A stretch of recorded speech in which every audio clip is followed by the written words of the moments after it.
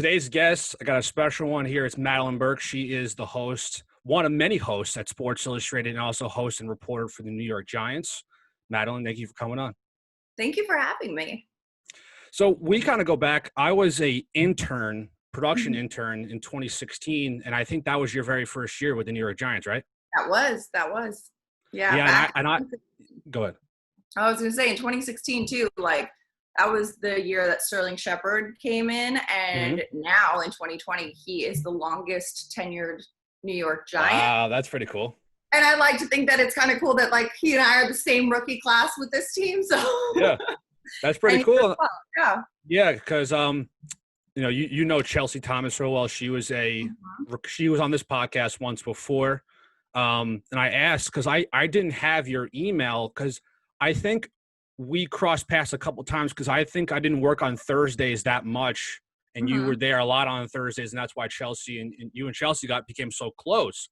But I was like, I need to have Madelyn on. We got to catch up, and we got to just talk about, of course, hopefully the New York Giants actually get their act together this year. But we'll talk about that towards the end. Life is long. Life is long. And I was just looking at your bio here. In 2016, like you had 1 billion jobs. You were working nonstop. Yeah. For someone who is still young enough, and you're still very young too, but getting into the industry, I'm 32, but I'll take it. You're 32? I'm 32 years old. Yeah. Get out. Oh, that's wild. It doesn't look like it whatsoever. But anyway, 2016, you worked for, I'm going to look down on my list here, FanDuel, MLB Communications, Bleacher Report, Sports Illustrated, and the New York Giants. How in the world did you get that? How did you have a social life? I'm sure you even didn't. Well, I don't know. Actually, it's actually a crazy story. So, as you know, this industry is very fickle and things can change very quickly. So I started my career out in LA, and I was covering the Clippers for years. I worked with them from 2010 to 2014, and then in 2015, FanDuel was like, hey, we are launching a content stream. And I think you'll remember in 2015 where anytime you turn on the TV, it was like FanDuel, DraftKings. Like that was the new wave of stuff. And so I said, yeah, that would be great. They were originally going to be based in LA. And then they said, hey, we need a host based in New York starting in 3 weeks. And I was like, I'm already invested. Yeah. Fine, let's do it. So I sold my car, packed up all my stuff. Luckily, I was on a month-to-month lease, so I got out of my lease, moved across the country, and then that was in 2015. And so in February of 2016, the Attorney General was like, hey, FanDuel, this might be gambling, so we're not actually sure if you're legal. So my boss calls me. He's like, hey, don't come in today. Also, don't come in anymore. Thanks for coming. We're going to discontinue this whole content thing. And I'm like, oh, fun. I just signed a 1-year lease in the most expensive city. But that's the thing, with this industry too, there's so many curveballs that you have to be kind of resilient and you have to really love what you do, because there's going to be times where, I would take in LA, even there were times where I'd be taking the water bottles to the recycle bin for nickels and all that kind of stuff. Cause you got to get that, it's ups and downs. And so after that, FanDuel curveball, I started freelancing with MLB and freelancing with Bleacher Report. And then literally in the same week, I found out that I got the job with Sports Illustrated and the Giants. I was like, yeah, let's do it all. Let's do it all. And let's do it. Let's do all. Just do it all. Let's do it all. But then that's the thing, is because the industry is so volatile, you never know. And I'm a permalancer. I freelance for every role that I have. And so there's no stability. There's no guaranteed salary. It's if I go to work, I get paid. If I don't work a day, I don't get paid, kind of a thing. It's heart-wrenching. Yeah, but it's also part of the grind. You got to get those 10,000 hours in. Right. And I find it super relatable because I listened to an old podcast you were on, Sports Marketing Huddle, November 14th, 2018. I listened to it this morning. I wanted to because I was doing my due diligence, getting some research in. Research, yes. Thank you. And you talked about, the question was about the grind, right? And getting your hours in, and trying to get in through this industry. And you talked about you were told in college, and as soon as you get out, there's this kind of this way you're supposed to do it. Small market for 5 or 6 years, then go to middle market, then go to a big market, and then you work for a network and you're doing your dream at, at 34 years old, 33 years old. And you said that's not how I want to do it. And I tell myself that from the beginning I started this, because I had an internship when I was in 11th grade in a small market, Tulsa, Oklahoma, for about 3 weeks. They showed me the ropes because I really was deciding, do I want to do this as a career path? Mm-hmm. And they told me exactly what you said on the podcast, where you have to do these steps. And I was like, I don't want to stress out. And making money is one thing, right? Yeah. But I don't want to, stress out and put all this grind in when I know I have to wait 15 years to get to my goal or 10 years to get to my goal. I mean, you're working at freaking Sports Illustrated and you're working at the Giants and you're working at all these other places and you never had to do that. My very first job out of college is unheard of. My very first job was hosting a national college football show for Fox Sports. And how it happened was because I said, I'm going to do things the way that I want to do it. Exactly. I know that I won't be my authentic self at coming up at 11, God, how boring is that? And it's and that works for some people, but it's just not me. It's not my personality. And it would come across inauthentic if I was trying to be that.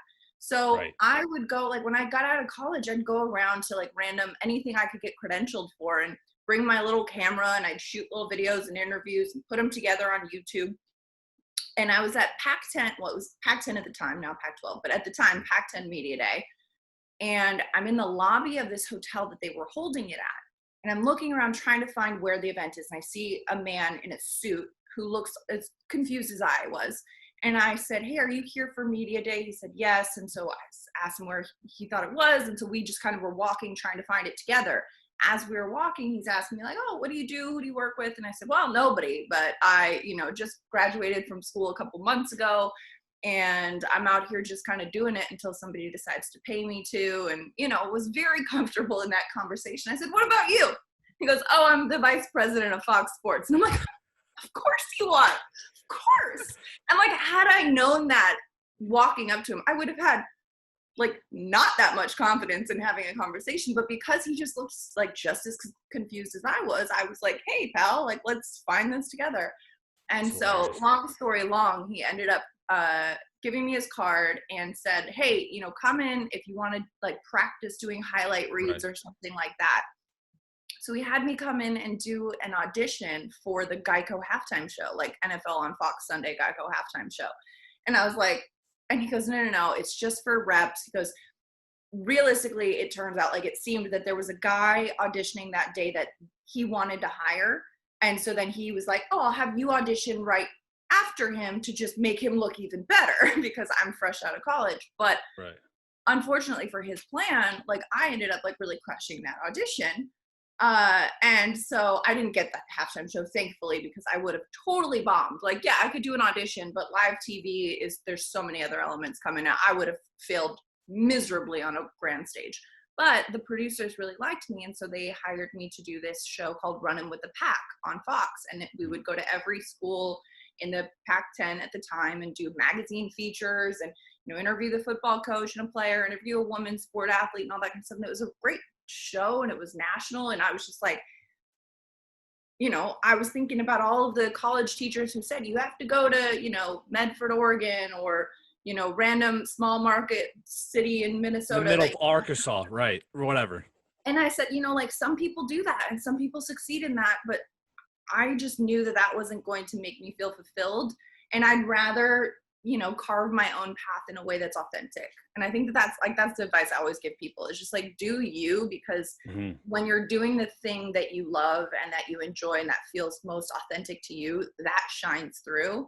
And people say I see something special in that. Whatever it is, your authenticity makes you come across better. I totally agree, because there is this weird thing that everyone just keeps telling me, or if it's a younger person like me, that you have to do that. And then they get afraid to even say that they don't want to do it. They're like, okay, let me just do what they say because they know best. Look, they could have an opinion. Do they have years of experience? Yeah, but they're not you. Right. And they're not your personality. They don't know who you are. And I kind of have this, and I have the same exact outlook because I feel like that I can do a lot more. I know it's a grind. I know it's a pain in the ass to even get to, you know, what you were doing right out of college. I was fortunate enough to work for the Minnesota Twins, and I did my own thing. Also, caveat: what I did out of college is an anomaly. Like, I'm not Oh, saying that's the craziest story of all time. I even know that is like ridiculous. Like, it's insane.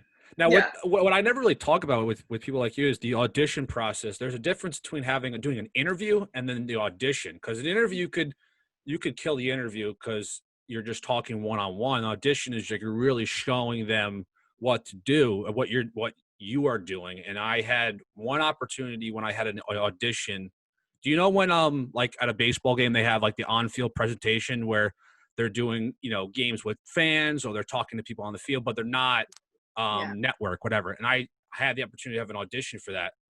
And I remember when I was sitting in the lobby and I was 23. I just came home from Minnesota.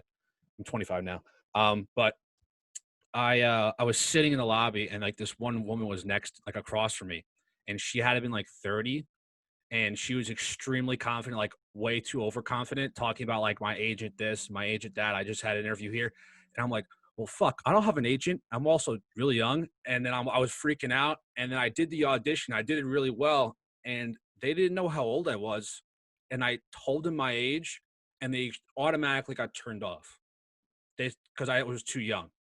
Because I did a read with the other girl that was already working. She was like 31, 32, and they automatically got turned off that I was way too young, which I don't understand nowadays. Because I mean, personally, I think the people like young faces typically, and I never got anything back. I was bummed, but whatever. But the point is, I'm asking is that in the audition process, how do you go into it?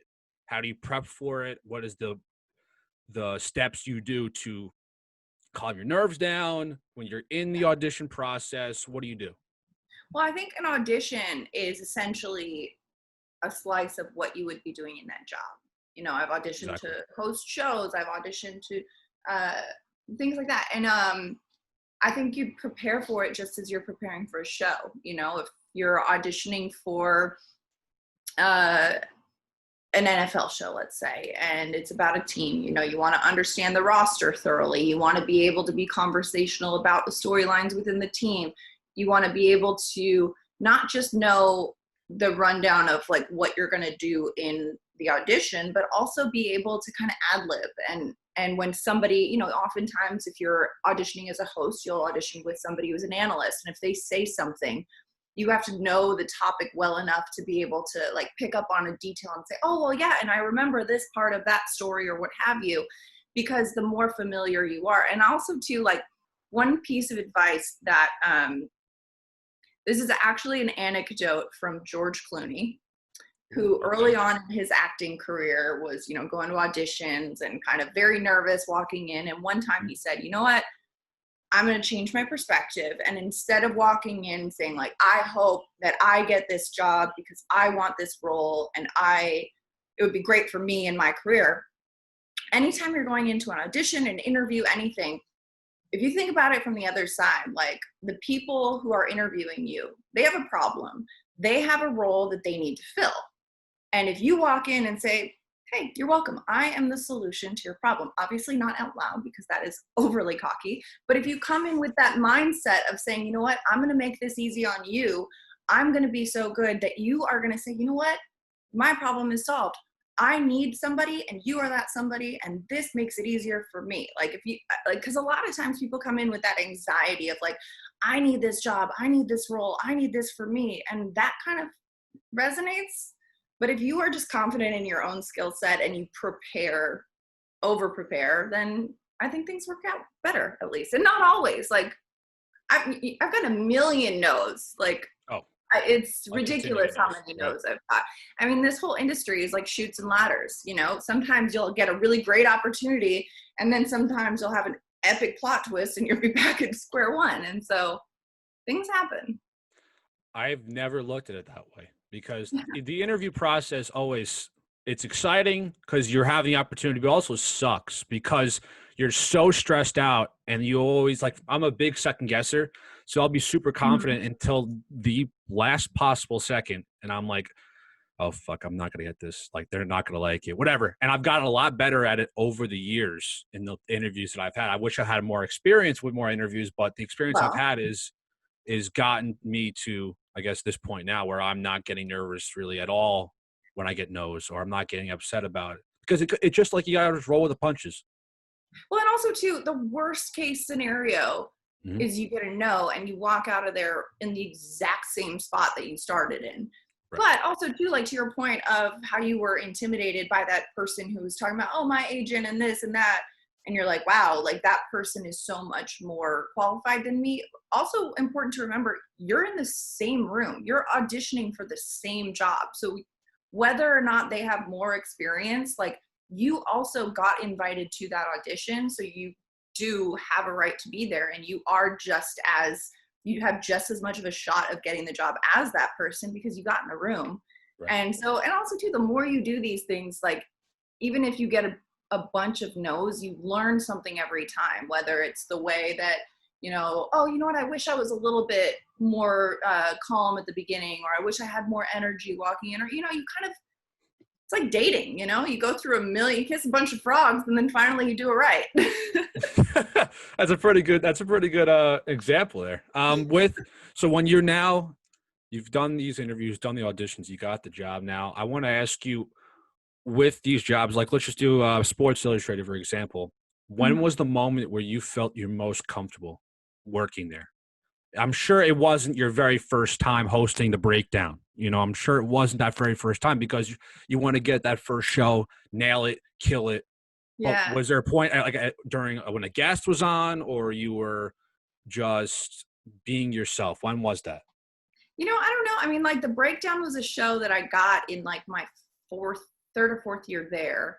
And it was one of those things that I felt like I had like earned that level up and things like that. And, it's interesting because it's one of those things, like there's not like an aha moment with that role.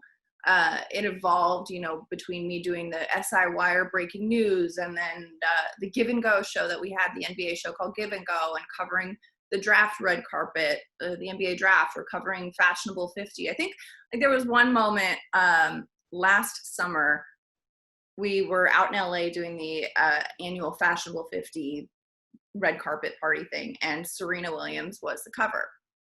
And I interviewed her.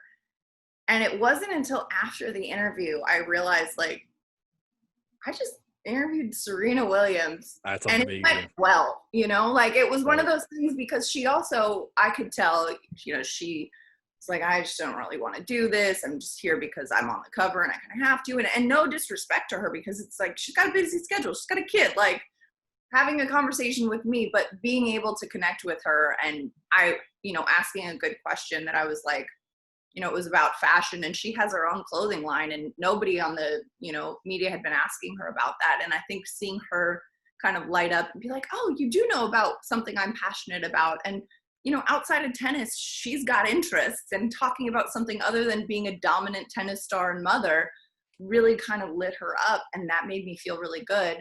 And it was one of those things like, I think I've grown up, I grew up in LA. My dad is in the film industry, and like I've grown up around a lot of people so that it's not like such a starstruck thing, but there are still like random moments where I'm like, pinch me, like that just happened, that went well. And that like, so I guess like things like that, like every once in a while. And it's also too important to like kind of take a look, work, whatever you do is going to be stressful. It's going to be like, have your good days and your bad days.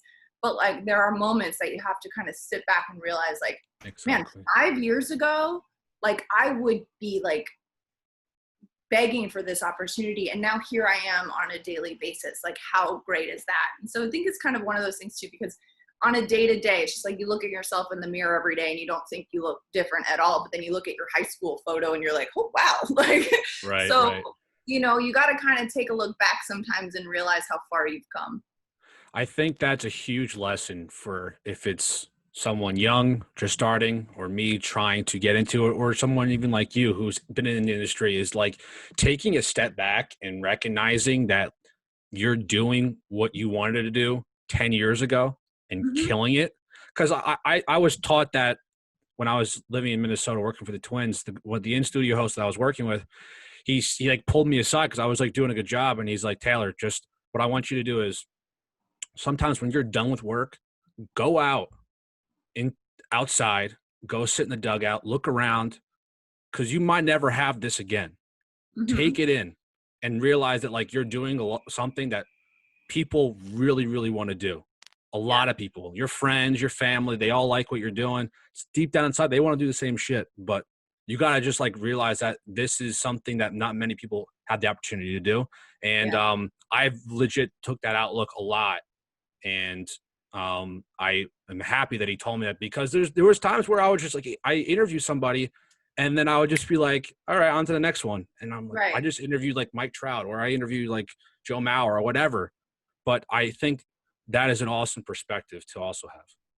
Well, and it's also too, like you said, like, oh, and you're killing it and all that. And like, it's always also important to remember that from the outside, people see things differently than you do. Right. Like Exactly. I'm my biggest critic. I will look at things that I do and I'm like, oh gosh, I wish I did that better. Oh, I wish I was doing more. I wish I Same got way. that opportunity. Mhm. And like, I remember 2010 at the NBA All-Star game. I was working for the Clippers at the time. Blake Griffin was an all-star. He was doing the slam dunk contest. He was doing the rookie sophomore game.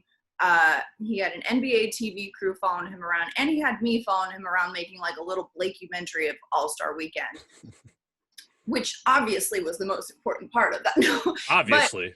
and like there were moments where it was just so busy, and his schedule was back to back to back, and I was just there like documenting all of it.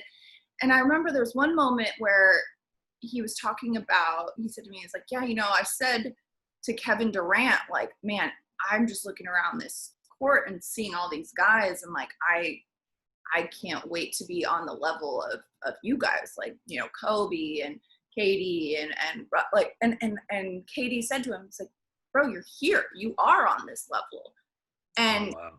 it's one of those things that like you're in you're in the room and you think, wow, like I'm here and da da da, but you also like have earned that spot in the room. And even people like Blake Griffin in his rookie year were still like, oh yeah, or like still had to remind himself to kind of take it in and realize the moment instead of just going through that. And so I think whatever level of success you're at, whether you're early on, whether somebody looks at you as a god in the sport or what have you, like people are still people, and people are still going to see things like, oh yeah, I guess I am, and I think that there's something kind of reassuring in that, like just no matter Yeah.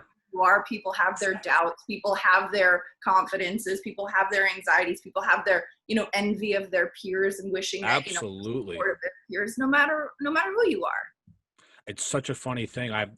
Because you don't look at athletes like that. You look at athletes as this super confident, maybe even super cocky. They think they're the best. Even if you're a bench player, you think you're the best player on the court. But like Blake Griffin's a top 20 player in the NBA, top Mhm. maybe even top 15. Maybe you might say people will say that.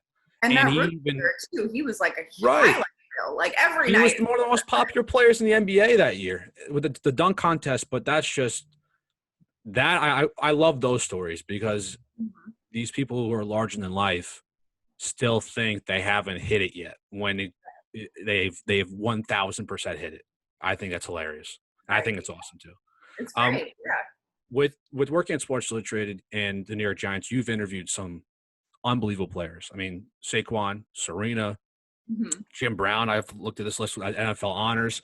If you could tell me your favorite interview and why you've done over your career. I mean, you've interviewed just about anybody who's anybody. I mean, but which one who's the one who took your breath away in a sense where it's like, holy crap, I just interviewed her or him?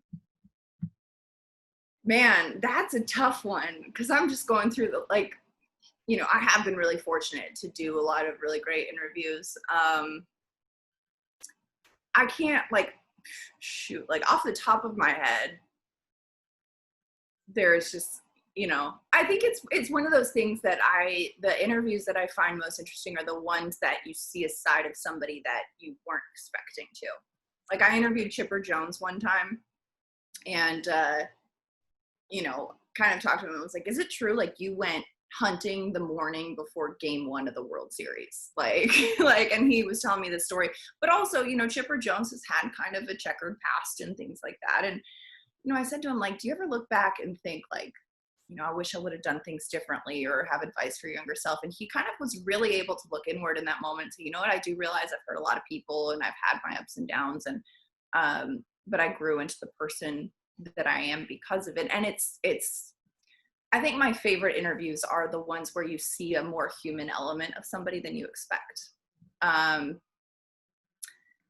Yeah, I don't know, man. I have had this is one of those moments like on the spot. I'm just like, shoot, like, I mean, Serena too was one of my like podium all-time things too. And, and it is pretty cool too. I mean, being around Eli Manning on a daily basis for a couple of years while he's playing football. And then, this guy's future Hall of Famer or whatever. And, I've worked with, and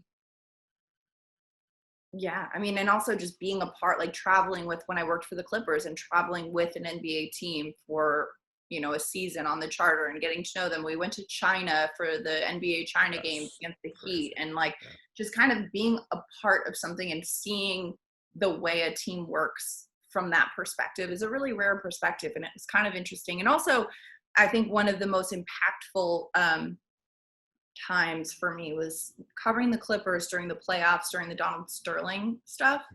I remember we were in Oakland or in the Bay Area for game 3 of the playoffs. And maybe it was game 3 or game 5. I don't know. It was a Friday night and my boss texts me and he's like, hey, another Donald Sterling story broke. Like if people ask you about it, don't say anything. And for us, honestly, like inside the Clippers organization, an owner like Donald Sterling, like him saying something very offensive was not new, which is awful.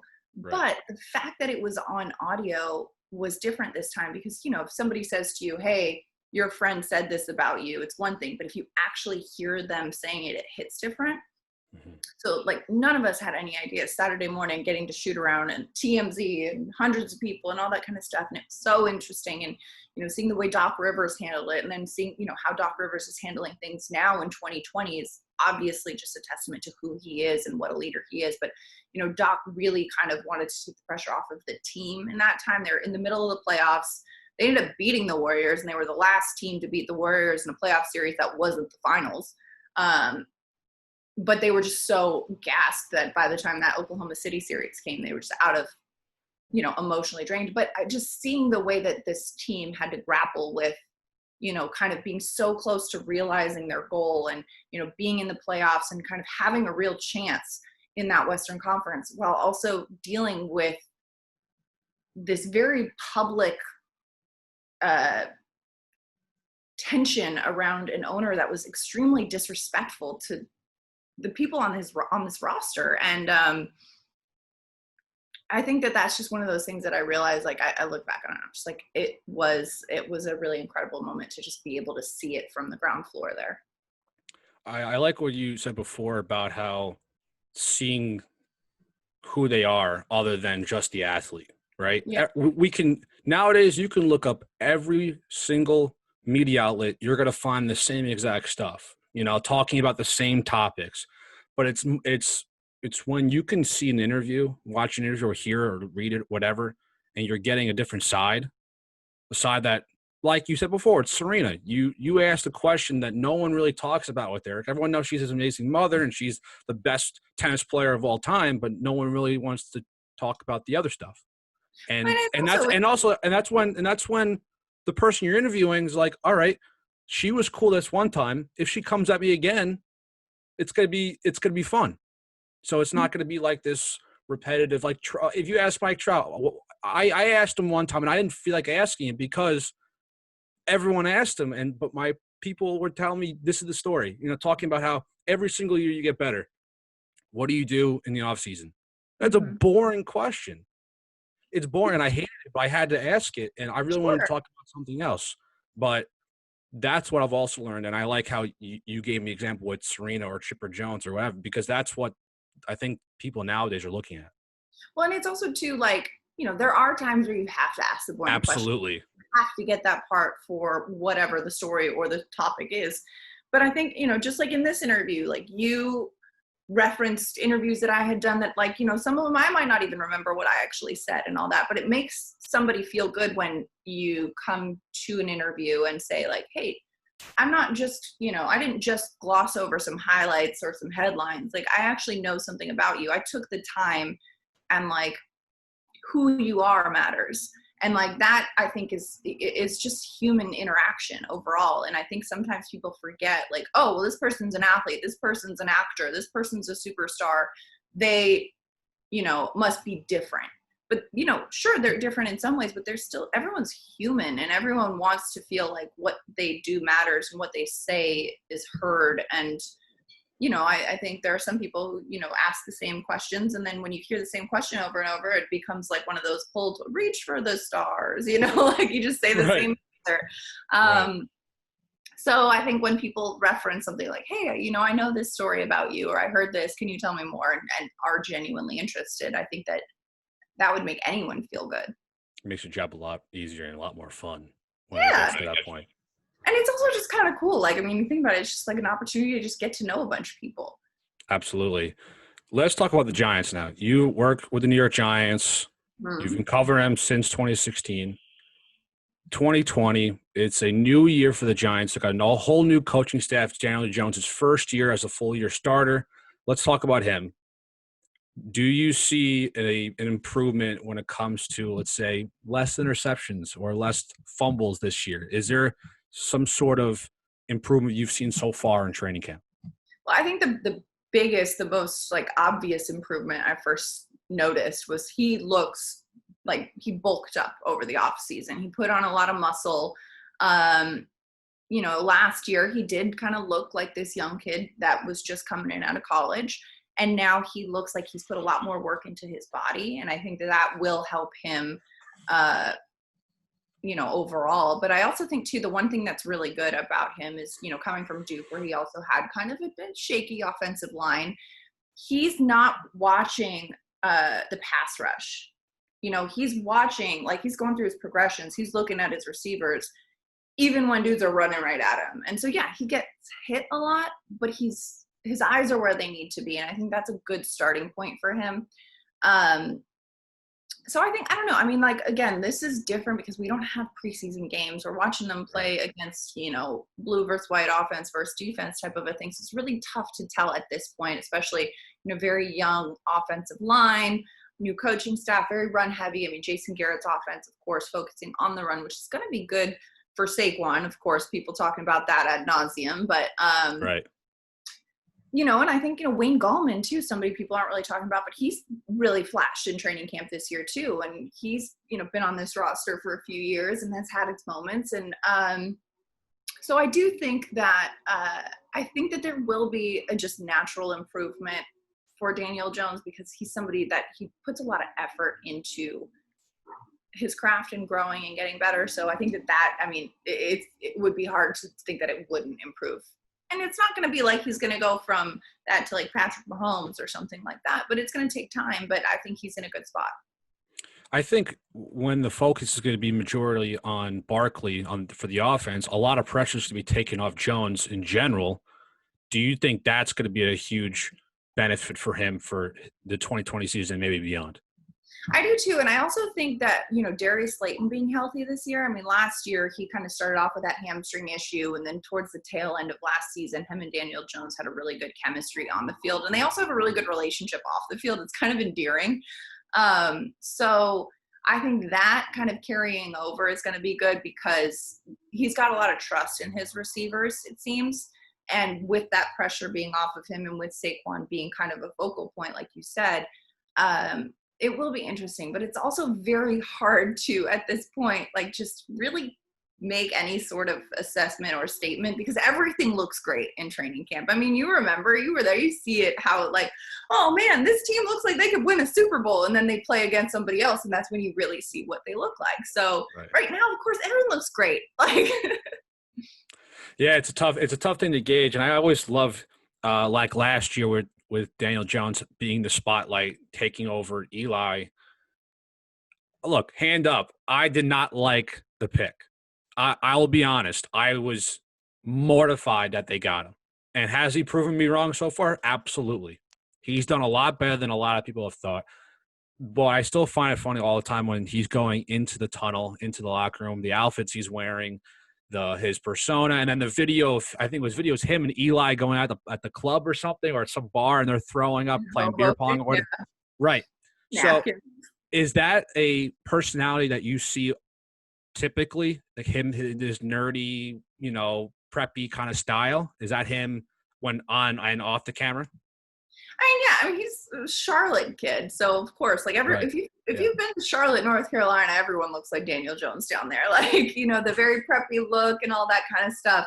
He's very reserved. He's very much a Duke guy, but he also does have a sense of humor. He's a funny guy. He's, when you get him on the field, like he's kind of more quiet in passing and conversation, like as you've seen in the sound bites or in the interviews. But on the field, especially now with no fans around, like he really has a presence, and you can hear him commanding a huddle or commanding at the line of scrimmage and stuff like that. And I think that that's a good switch that he can flip. Other guys like Will Hernandez, for example, he's just like such a nice, fun, guy. And then you get him on the field and he's terrifying. And so It's nice to see these guys that have that switch that they can flip. But yeah, he does have that, I said to him once, I said, you walk into the stadium like Michael Cera, like with the backpack on and all that. That's a great comparison. It really is. And, but he has fun with it. He doesn't, he's not somebody that's like, oh, whatever. Right. Do you see him being a team captain and leader like Eli was? Yeah. Yeah, definitely. He's definitely got that. He's got the heart. He's a very New York Giant football guy. And I think that I think he has a very bright future, especially in this organization. A guy who has, go ahead, sorry. I was just saying, you talk about hindsight, like draft night, I think a lot of people, like you heard at the draft, the media room was audibly surprised that was the pick. And, a lot of people were saying, oh, it should have been this guy, it should have been that guy. But you look at how the careers of it should have been this guy, it should have been that guy have kind of played out so far. Hindsight is a little bit clearer. With a new coaching staff, do you think this is the one where players, coaches combined will actually click? Because when the first year that we were both there, they went to the playoffs, but after that whole coaching staff was legit. It was like every single day there was a potential new coach. It was every day. Everyone was on their toes.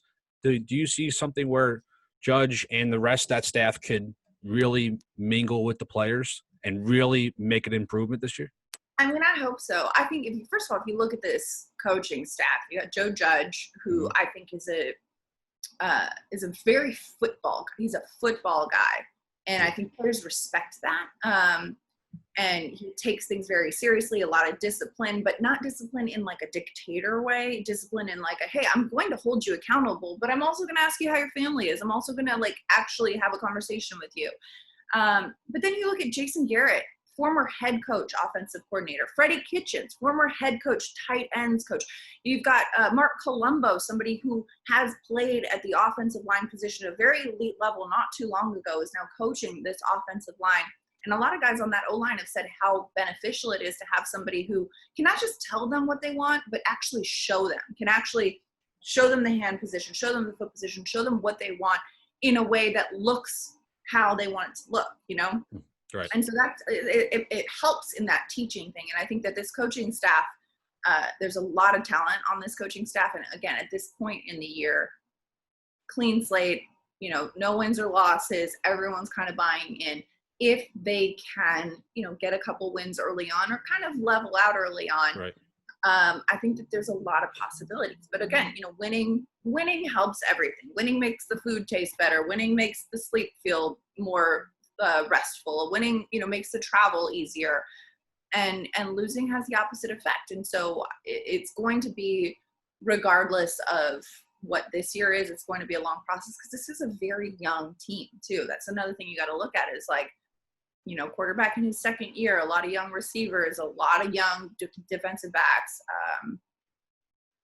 And a lot of new faces. I mean, of the 80 people on this roster, there's 40 that weren't here last year. So it's a tough time to get a young team that hasn't gelled with each other for many years with the new coaching staff. It's going to be a lot together. But I have one more question about the Giants, and then we'll rattle off the last part of this podcast with some fun questions. Saquon Barkley is without a doubt top 2 with him and McCaffrey as the best running backs in the NFL. McCaffrey had a ridiculous year last year and has some MVP considerations. Do you think Barkley can get to the level where he can maybe win an MVP if it's not this year or the next couple of years? Oh, without absolutely. a doubt. Right. Absolutely. I like that, no hesitation. Saquon is an extremely rare talent, built like an action figure, takes his craft extremely seriously. Sorry, I live in New York. There's sirens. This is how it goes.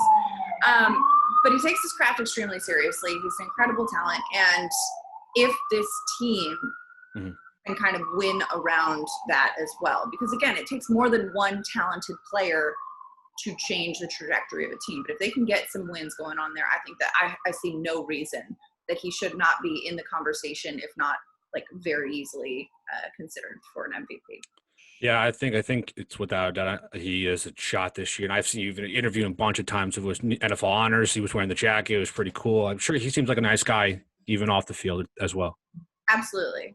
He's a good dude. He's very humble. And it's one of those things too that, early on in his professional career, you'd kind of see him like, okay, it took him a while to realize and to actually be able to admit that he himself like sees his own greatness, because he is very humble and he's a very team first guy. And that's genuine. That's not that type of like, oh, well, this is what I should say at the podium because I know that this is what's going to come across well. Like, he is very genuinely a team guy. And I think it's a good human and incredibly talented. He's pretty good at football. So yeah, he's pretty good. He's all right.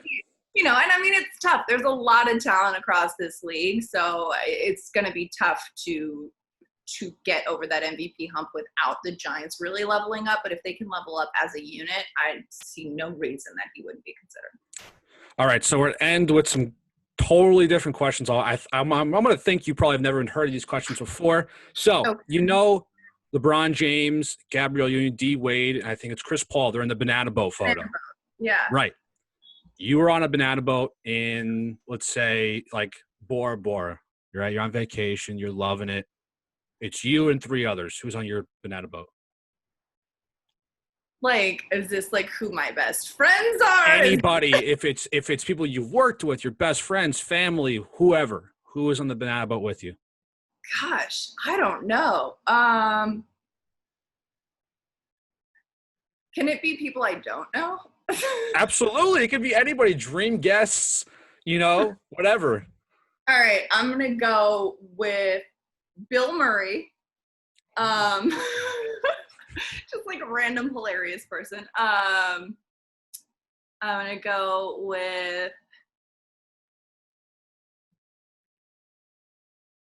it's tough, I know. This is like really hard on the spot, Taylor. Like, how do I do this? Okay, Bill Murray. I'm just trying to think of like what would be like the most fun banana. You don't boat. want Debbie Downers on your banana boat. Yeah, no, you want people who, but it's also, you want it to be like a really one of those pictures that people go, I'm sorry, what? Like, yeah, tell me, how did this start? Right, exactly. Yeah. We'll add Taylor Swift, because if Taylor Swift is there, there's always some sort of drama going on, and people are absolutely. Plus, like, she's got great music. And then, can I add the late Kobe Bryant? Yes, you can. Can I go back in time and have? Yes, you can. I'd love to be able to be on a banana boat with Kobe.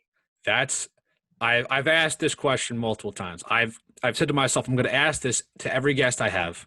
That is by far the best one so far. Thank you. Yes. Now, why those people? Like you said, Taylor Swift and Kobe Bryant. Why Bill Murray though? Bill Murray's hilarious. And Bill Murray, I think, is one of my favorite actors of all time. And I just think that, like, when Bill Murray's in a room, it's not boring. So if Bill Murray's on a video, like, it's not going to be boring. No, that's a hell of a picture.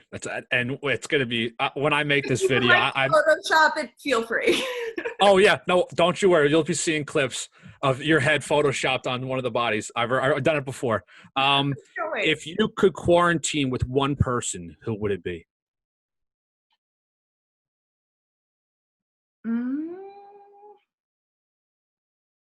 And why?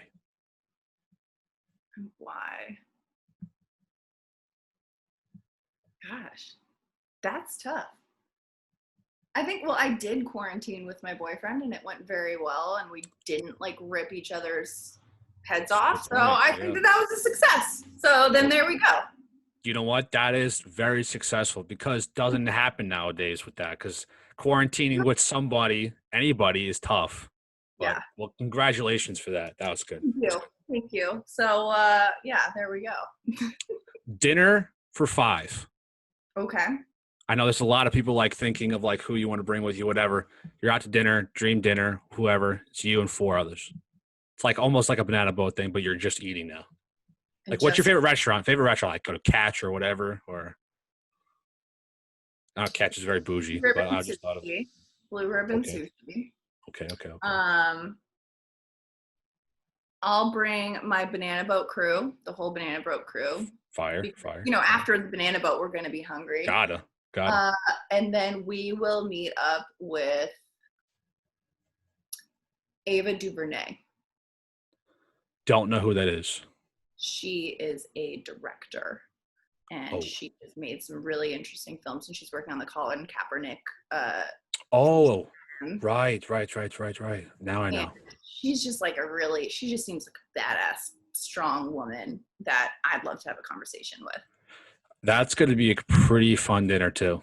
Imagine you're on the banana boat and you guys like, yo, let's go grab something to eat. And right after, boom. And let's go meet up. But it's also too, it's going to be a conversation that's going to be very well-rounded because we'll talk about sports. We'll have some jokes. We'll, have some dramatic stories. And also we'll talk about like real issues that are, currently going on in the world. And then you'll probably sing too with Taylor Swift. Right. You never know. Yeah, exactly. Belt out and sing, whatever. As long as we're not in exile, like I'm okay with that. True. Well, Madelyn. Also in contention would be Larry David though. But I think Larry David and Bill Murray might it would be like a battle of who's funnier between those two. So that'd be that's funny. That's a good one. Well, Madelyn, I really appreciate you coming on. You want to plug anything you're doing, social media, shows, what have you, go right ahead. Yeah, you can follow me on the World Wide Web on Twitter or Instagram. It's just my name, @Madelyn Burke. Catch Giants coverage on Giants.com or MSG or, all over. I pop up on content like whack-a-mole. So, but yeah, Taylor, she's everywhere. This of course. Yes, I'm very happy. And now I've checkmarked Chelsea, you, Brendan London's been on here a couple times. Amazing. I went on Brandon's podcast one time, and I don't ever think that saw air. But he's doing big things. This man is huge, hustling. He's a culture athlete. He's busy. He's flying everywhere too, back and forth. It's crazy. Well, thank you. Hopefully, you can come on again, and we'll be looking forward to more of your content. Just destroying the internet. Just got to oversaturate the market a little bit.